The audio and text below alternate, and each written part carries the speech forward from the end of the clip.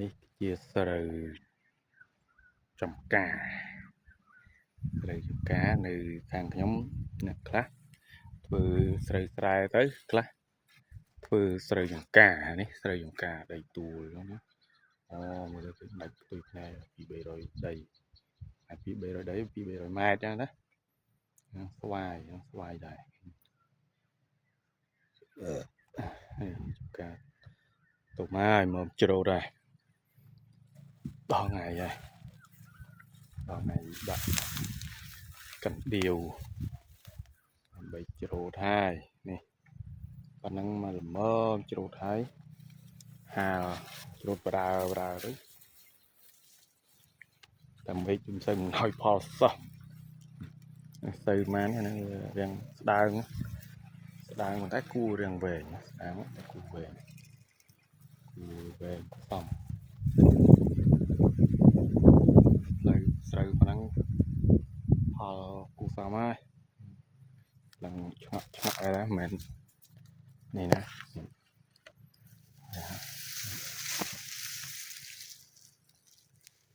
ធ្ងន់គួរវែងស្ងាមគួរវែងស្ងាម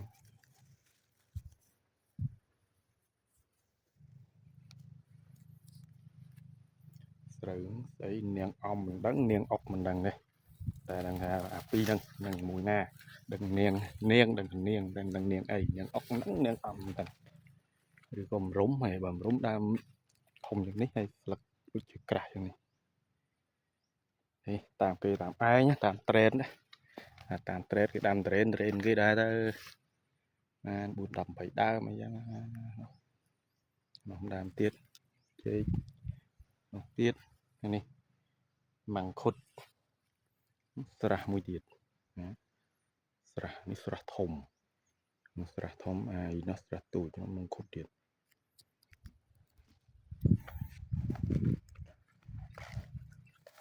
នេះរូងនេះភ្លៀងភាសា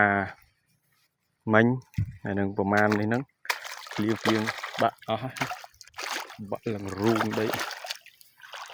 ឃើញទេ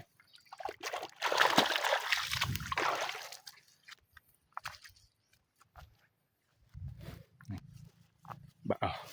ស្រះខាងនោះក៏មានត្រេនដែរបែបស្វាយនោះគឺមានត្រេនដល់ទឹកចាប់ដើមតិចតួចនេះកូនដូងដាំឲ្យផ្ទះបាត់ឡើងទៅពោះយកមកដាក់ពីឆ្កាម្ដងចេកតែដាំទៅលើទួលក៏ដាំណាខ្មៅទំនេរដីណាកូនសៅម៉ៅមើលមិនឃើញទេតើឃើញកូនត្រេនចេះដាំទៅតាមគេតាមឯង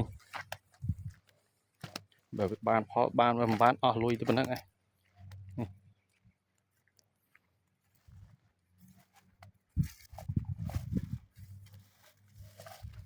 មង្ឃុតងាប់ហ่ะអាស្បែកខាងនេះងាប់អស់លីងមង្ឃុតអត់មាននៅមួយ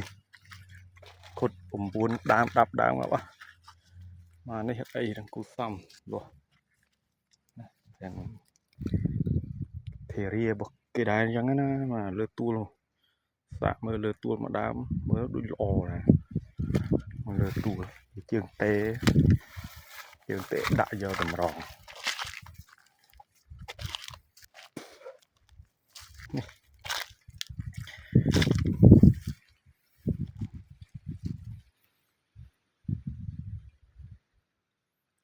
កូនទុរេននេះធូឡាចនេះបានប្រហែលគុំបាន1 2 3គុំណាតែនោះក្តាប់ដែរក្តាប់គ្រាន់កាន់ដឹងមិនវាសារ៉ាំអុចមិនដឹងអីណាអត់ទាន់កាន់នេះលាស់គូសំនៅពេលទុកស្មៅលាស់គូសំទៅយកអាខ្លះអត់ទៅលាស់នេះលាស់គូសំបាទនេះចេកតាណាក៏ដាំក្រមលុបស្វាយក៏ដាំទាំងអស់បាទបាយជួបគ្នាវីដេអូក្រោយ